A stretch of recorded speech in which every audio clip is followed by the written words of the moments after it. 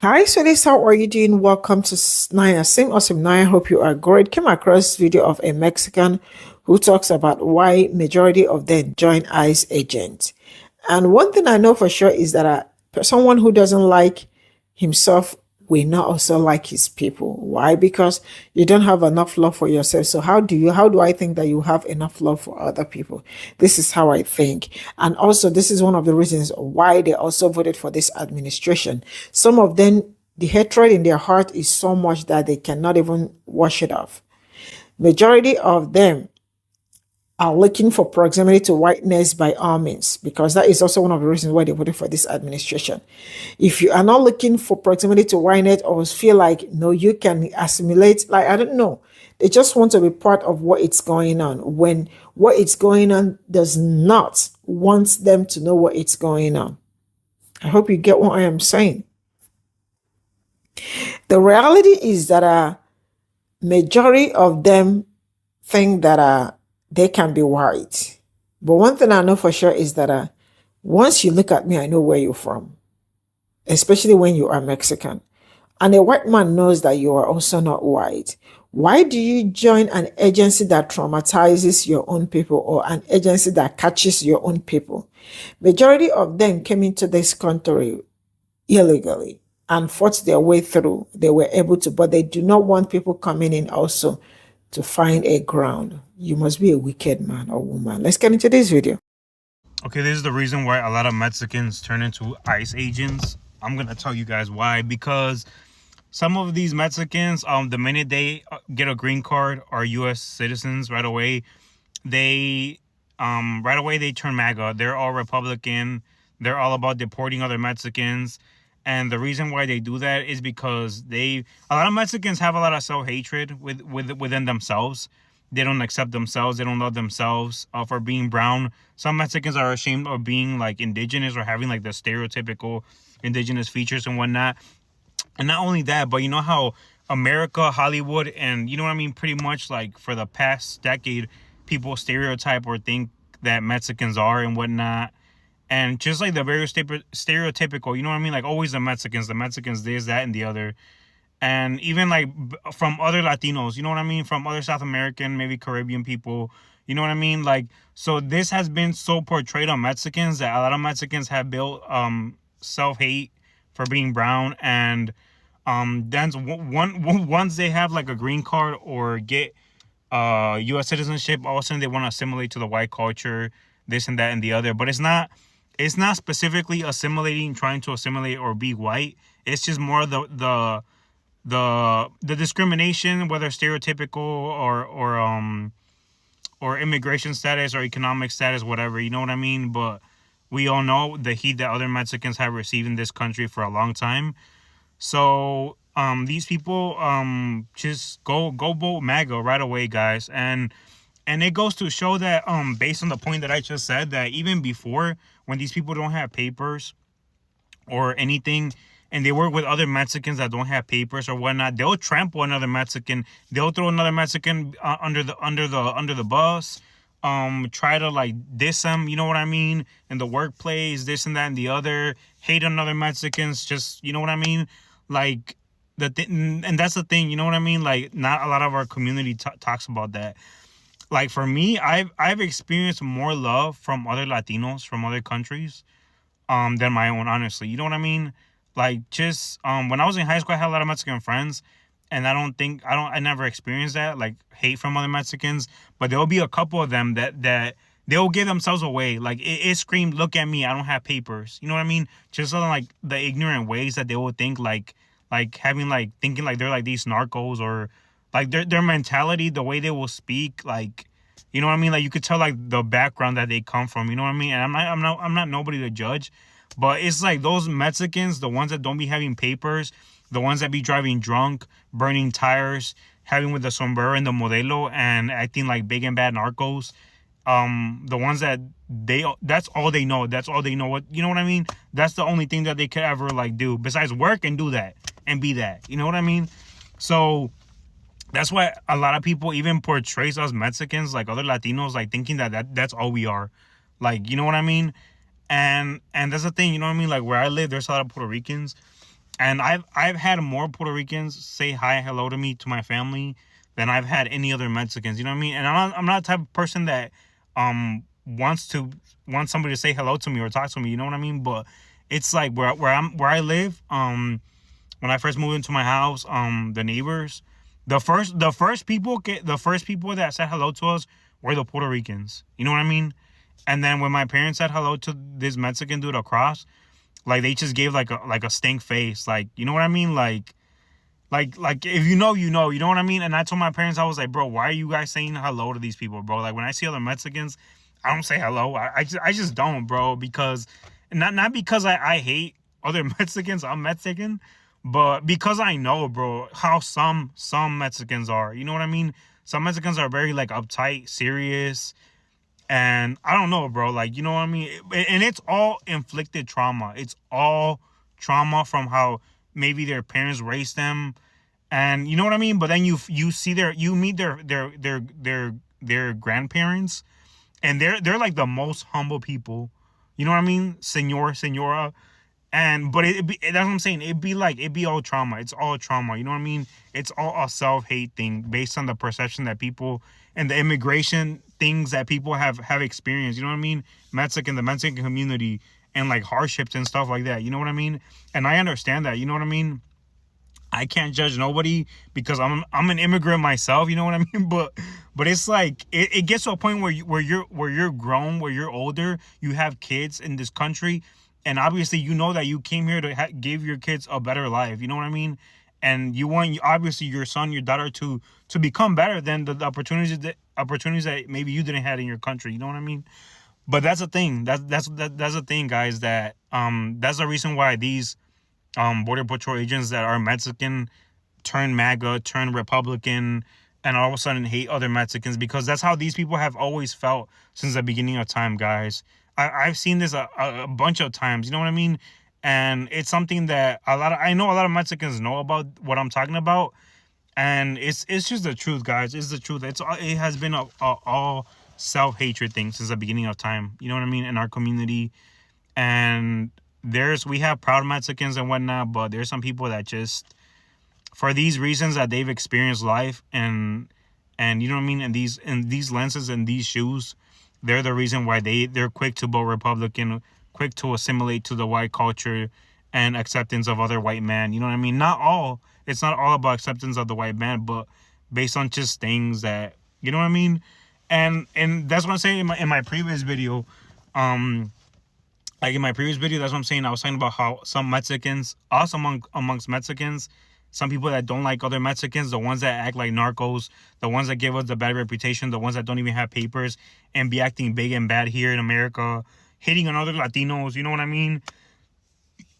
And that's the thing, you know what I mean? Those are the type of people that honestly I could care less for, bro. I'm the type of person that I work in healthcare, like I said in my previous video, and I translate for anybody. You know what I mean? Sometimes people have thought I'm from another country, from another Latin country, and I'm like, oh no, you're soy Mexicano. You know what I mean?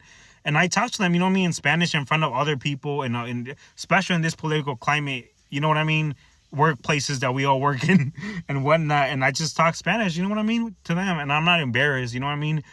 But those are the Mexicans that I will always stick up for and defend, the hardworking ones, the ones that pay their taxes, the ones that, you know what I mean, are regular abiding citizens. You know what I mean, that work, that are not like the stereotypical and are not arrogant, ignorant, like some the other Mexicans that I was talking about. And yeah, guys, but if you guys let me know how you guys feel. Like, is it only me? Because I mean, it's sad, but it's the truth. You know what I mean? And I feel like until people don't come to love themselves and accept themselves for who they are, you know what I mean? I feel like us in the Mexican community, we will never get past these issues and stuff. You know what I mean? And I respect anybody's political views. You know what I mean? Whether they're Republican, Democrat, whatever. I understand. You know what I mean? But I feel like more and more as you know what I mean. I'm grown. I'm 30 years old. I understand why some Mexicans don't, just in general, don't like to be around other Hispanic, other Mexicans. You know what I mean? Let alone.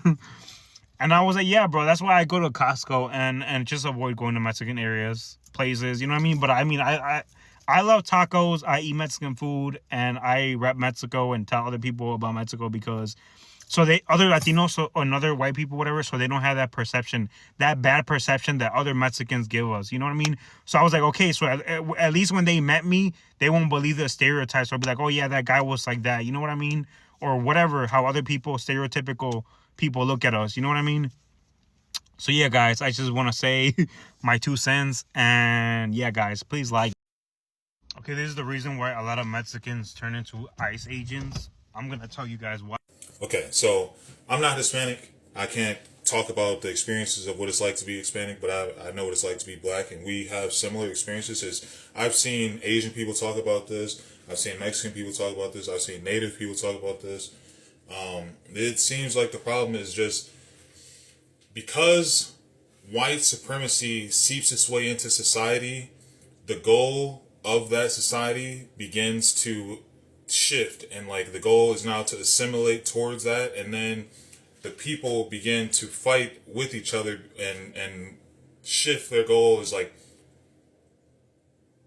it's like our proximity to whiteness is what we're looking to achieve. And so when you come into this country as an immigrant, you see that society has set up in a way that white society has this power that they are able to exercise in these different ways, right? And so I'm coming in, instead of, I don't want to be on the perceived lower class, on the lower rung, so I'm going to do whatever it takes to assimilate. So I'm going to join in and do that because the goal is to get closer to whiteness, to achieve whiteness. Also, I feel that I've been thinking recently, racism isn't necessarily even so much about hate as much as it is just communal. Like, hate groups get such a big following because of the communal aspect of it. Yes, there's a lot of hate, like deep-rooted bigotry hate and just like core fucking hate these group of people. But more so it's like, come on around, guys, we're all doing this thing. I think it's more so of that. And so when you start looking at groups of people, especially coming in and trying to assimilate, it's a lot easier to do that. Especially when you're like looking at these groups of power and you see the system that upholds it. So, I don't know. I didn't think that I made one of my points well enough, and so I'm going to try to articulate it a little bit better. I've seen with my own eyes, and definitely seen people talk about it, in the black community, right? You wonder, how are you able to like have such hate towards your brother, right? And so then I've heard people talk about it where it's like, nobody cares if you kill a nigga. I've heard it said just like that. And so it's with that mentality where it's like, oh, well, you see, there's no political system supporting or protecting these people, so I might as well try to join the opposite side, fight with the power that I want to be on the strong side. So I'll do whatever it takes to be on that side. That's the mentality that a lot of people have, right? Where it's like, I see the wrongdoings, but I don't necessarily see anything, a strong force fighting against that. So instead of even looking to be that force, I'm just going to join in on the already strong side, if that makes sense. Okay, this is the reason why a lot of Mexicans turn into ICE agents. I'm going to tell you guys why. You know how gay men have a gaydar, okay? Straight men have a gaydar too. We got one too, because we need to know what man be sus and shit. This is a sus man right here. You get me? I don't have to know his whole sexual background. No, I can feel the gay on this guy. Okay, I feel the gay on this guy. I wouldn't even try to treat him like a homeboy. Yeah, you get what I'm saying? Like, I wouldn't be like, shoot a dab out at him. No, I would hit him with my elbow. Like, hey, you get it? Because I don't trust you. I don't trust the man in you. I think it's more woman in you than man, especially with 2 earrings. Any man with 2 there are so many Latinos who work for ICE and Border Patrol? Let's get into it. So, you might think that being part of an industry that targets our communities would make it difficult to work within them, but somehow that's not the case. Recently, a reporter in El Paso interviewed Dr. David Cortez, who is an expert on why Latinos decide to work in ICE and Border Patrol. And his learnings may or may not surprise you. So, first off, Latinos make up about 18% of the overall US population, but when it comes to enforcement agencies and even the military, Latinos are overrepresented. So, even though Latinos make up just 8% of the overall federal workforce, Latinos make up 30% of all ICE agents and over 50% of all Border Patrol officers. And in El Paso, that number jumps up to 78% Latinos in ICE as employees. So what gives? Why are they doing this? According to the research conducted by Dr. Cortez, a lot of it has to do with income and also survival. So in this article, the reporter writes, I felt weird saying the reporter, I had to look up the name. It's Aaron Colohan, okay? Aaron Colohan. So anyway, the reporter says that in El Paso, there's about 20% of the people who live there are living in poverty. And also, 20% of the people there have college degrees and access to higher paying jobs. And so the idea here is that a federal job with good benefits, with a uniform that people believe brings respect, is their version of an American dream. So a lot of people are joining these organizations for economic stability, and also because they, somewhere in their mind, believe that they can make a difference in these institutions, even though that may not be the case. And they do acknowledge that there's a lot of gray area between the mandates that come from above and what they wish they would be able to do. By the time that people realize that the agency is not going to let them make change from within, it's too late. They're trapped in by the higher wages. And, they really do believe, a lot of these folks really do believe that immigrants are safer because of their presence there. So what Dr. Cortez found in his research is that a lot of these officers understand that what their agency is doing is harmful to their communities. But at the same time, they are not in a position where they can change those mandates. So how exactly is it that you can exist in two worlds and not betray one or the other? I don't know, man. This sounds like hella cognitive dissonance to me. Why do so many Latinos work for ICE or for Border Patrol? Let's talk about it. This is part 2. Go back and watch my video from yesterday for part 1. But the reason I wanted to do a part 2 is because there's a long history of where Border Patrol comes from that a lot of people don't understand, right? They see what they believe is a stable federal job with benefits, and they may not have much education. A lot of them may be former military, and they think, well, this is my chance, right, to improve my life and to live my version of the American dream.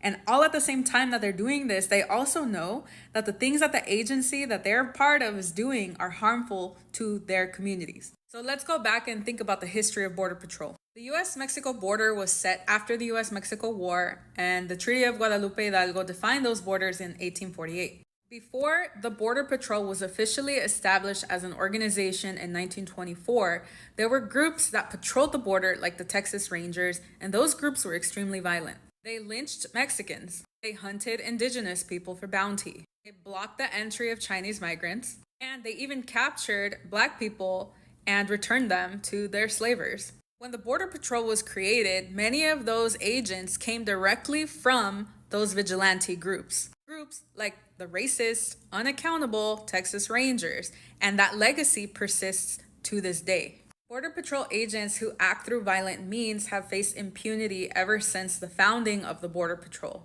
And these are just some examples of what they've done. In the 1930s, many members of the Border Patrol were members of the Ku Klux Klan, and this meant that they would shoot at and hang up Mexicans. In the 1940s, Border Patrol agents patrolled internment camps where Japanese Americans were held during World War II. And they deported Japanese citizens and non-citizens. In the 1950s, Border Patrol worked to deport over 1 million Mexicans, including U.S. citizens, to Mexico during Operation Wetback.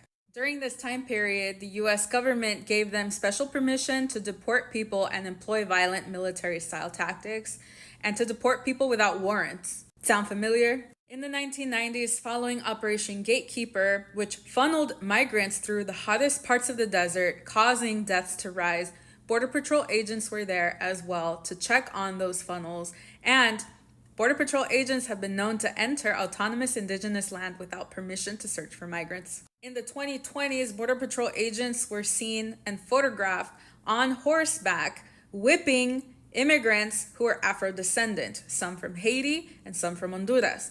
These were people who were at the US border seeking asylum. So the question still remains, why do people decide that this is an agency that they are okay joining? Well, it's because for many Latinos, especially those who lack access to education, the US government is providing a lifeline with these types of jobs. The same government that would criminalize you is offering you an opportunity to wear a uniform, and some of y'all are taking it.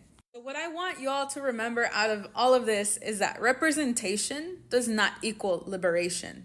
Just because there's a lot of people who look like you or who have your shared experience and heritage in an institution, that doesn't mean that that institution is all of a sudden converted and woke and whatever. It's not about how many of us are in that room. Clearly, there's no power there to change that system. I need y'all to fully understand what those rooms were built to do. There is no reforming Border Patrol or ICE.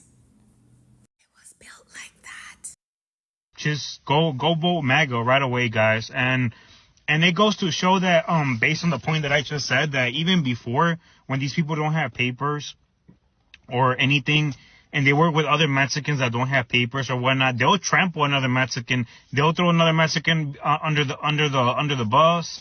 Try to like diss them, you know what I mean, in the workplace, this and that and the other, hate on other Mexicans, just, you know what I mean, like, and that's the thing, you know what I mean, like, not a lot of... I don't know what you mean. I know you say you know what I mean a lot, but I don't know what you mean. I was waiting on him to give me something substantial or something that was concrete, solid, that harkened back to the old country or something like that, but I didn't hear anything except for opinion.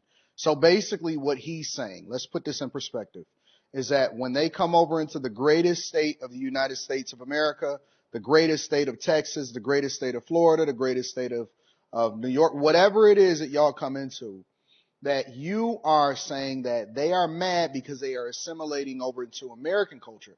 Now, often at times they say white people because white people are the poster child of America, but they're really assimilating over into American culture. When they assimilate, you get mad because they don't carry over their Mexican culture. So it's kind of...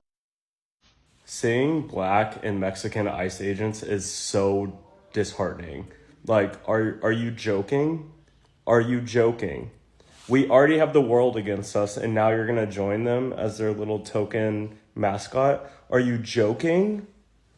Like, are you actually serious? If you are a black or Mexican ICE agent, are you joking? That is so embarrassing.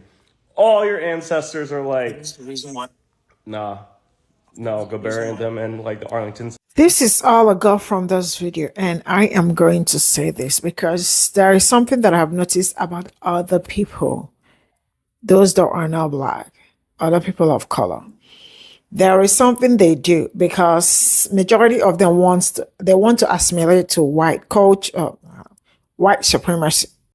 Some of them really feel like there is need for them to explain themselves. There is need for them to show themselves. There is need for them to be close to whiteness. Some people, their mindset is once they run out of, like, it's just like someone that is looking for a green card or someone that is looking for asylum. Immediately they get that asylum. You feel that there will be a shift from probably from the struggle to just I don't know how to explain this, but just follow me. I hope I will be able to convince you. All right. Not to confuse you. Yeah. So, some of them feel like when they cross a road, that no other person should cross that road. Like, I have crossed, I've found my path. Let me close the path. Let me close this road. Let me give you an example. I have seen so many videos of Hispanics who were able to, they came in illegally, right? Then they fought their way, worked, and they became legal. So those people, when they see people that came into United States, so, maybe illegally, or those that do not have papers, or the papers are like, they are still doing it, they feel like those people do not deserve to be given an opportunity. So for that reason, send them back home. Because that is also one of the reasons why they voted against their own interests. They do not have the best interests of their they do not have the best interest of their people at heart. Because if they do, that would have been the first thing that would have come to their mind about their brothers, about their cousins, about their nephews. Because if you look at the majority of them, if you check, there must be someone that is undocumented in their community or in his household. But they will throw you under the bus for no just reason. I think this is what I hope you understand now.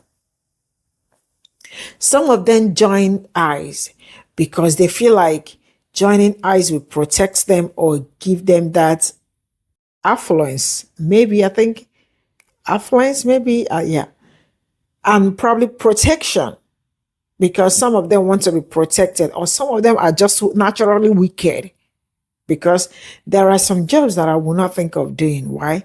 Because I feel like it will violate my own person, my people. So for that reason, I wouldn't want to join. Or even if I try doing it, I will use my brain. But there is no how you would do that kind of job and use your brain, because for you to join it, you already have lost your brain. Your brains are no longer with you. That was why you joined a group or an agency or whatever you call it that traumatizes your own people. I hope you understand where I'm coming from. So majority of them, they are their own worst enemy, self-hatred, because when you do not like yourself a lot, or when you do not feel like people that look like you also deserve better things, better life and all that, you join the wrong group in order to persecute your own people. I think racism is racism. I don't know how you see it. Anyhow you think you want to understand it. That is the prejudice also. Those that have prejudice against their own people. That is Latinos being a weapon fashioned against their own people. Like, how am I supposed to even cope being the one stopping my own brother or sister from, like, nah, shit ain't happening. Not now, not tomorrow. I will draw my curtain here, and I hope you understand what I'm trying to explain. Bye for now.